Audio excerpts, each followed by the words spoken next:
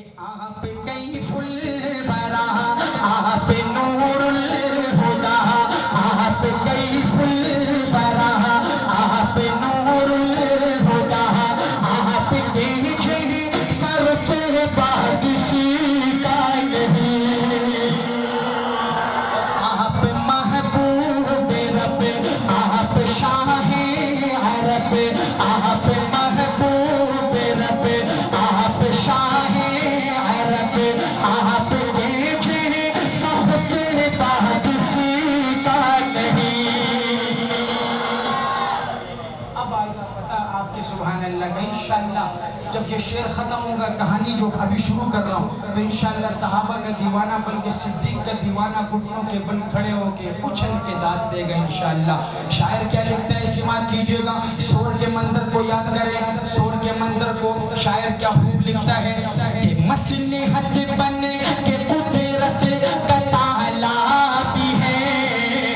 سور کے موہ کے مکڑی کا جالا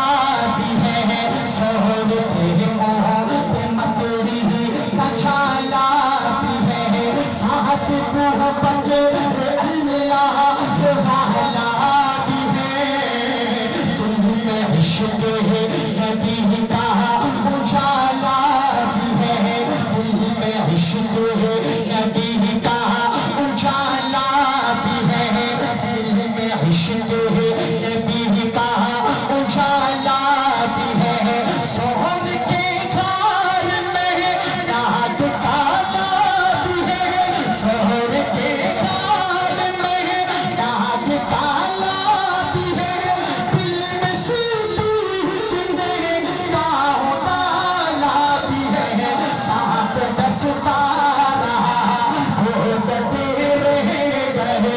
سانس دستا رہا وہ ڈٹے رہ گئے عشق ایسا نرالا کسی کا نہیں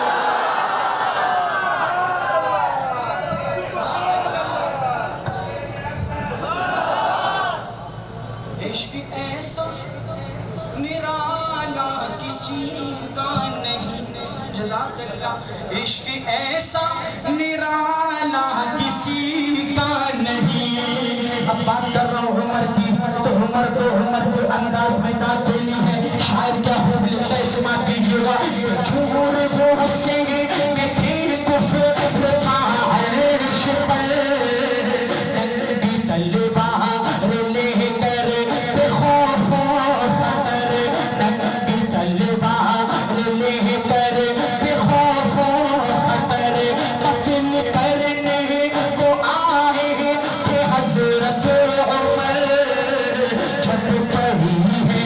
میرے مصطفیٰ کی نظر جب پڑی ہے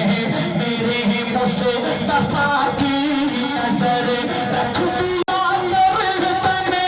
کفر کو کاٹ کر رکھ دیا گردن کفر کو کاٹ کر بول تلوار حضرت عمر پھینک کر اب تو کلمہ پڑھا دیجئے گا مجھے آپ کے چہرہ کسی کا نہیں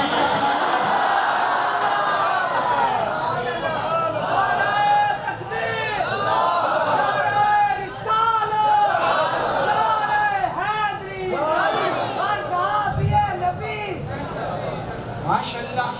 اور اب آخری قصہ سنیے بھائی اس کے بعد ہم اپنے اختتامی رویے کی ترتیب کی طرف جائیں گے حضرت مولانا الرحمان صاحب علماء کرام شاعر کیا خوب لکھتا ہے تو آپ کو مزہ آیا ہے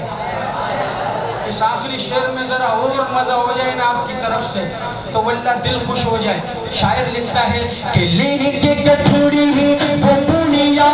پریشان تھی جس نے پہنچا دیا اس سے انجان تھی جس نے پہنچا دیا اس سے انجان تھی بولی بیٹا مجھے نا میں اپنا بتا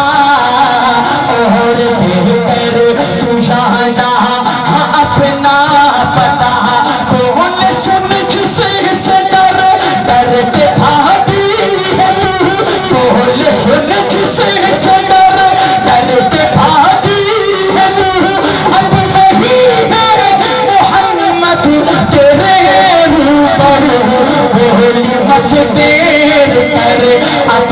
کلمہ